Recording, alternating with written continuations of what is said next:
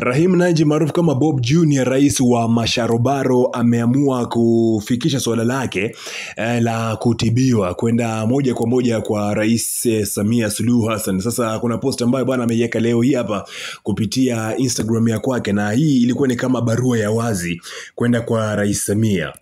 Kwa hiyo Bob Junior alikuwa ameiweka picha ya Rais Samia na akawa amesindikiza na hii caption ambayo aliandika hivi: Assalamu alaikum mama, mimi ni msanii wa kizazi kipya, anapitia changamoto ngumu sana ya kuumwa jicho. Limefanyia operation na sijapona, pamoja na maradhi ya moyo. Natakiwa kwenda India kutibiwa, ila hali yangu kiuchumi sio nzuri kabisa. Naomba msaada kwako mama, Allah akubariki sana, na kuweka emoji fulani hivi kama za kulia na kuwatag watu wengi sana na mastaa wengi sana.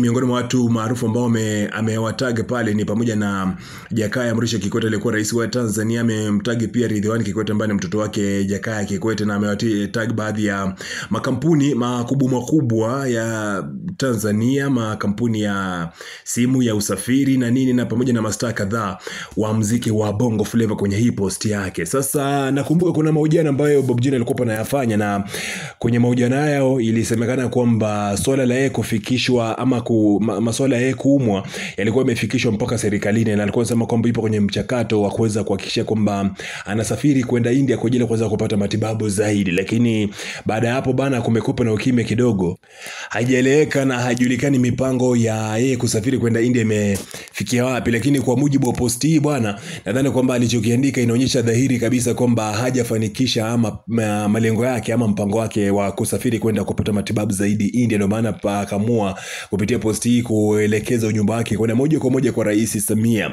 Na kwenye comment section kuna watu baadhi ambao wamemsaidia kabisa kumtag Rais Samia kwa ajili ya kuweza kuhakikisha kwamba labda ujumbe unamfikia na aweze kumsaidia Bob Junior.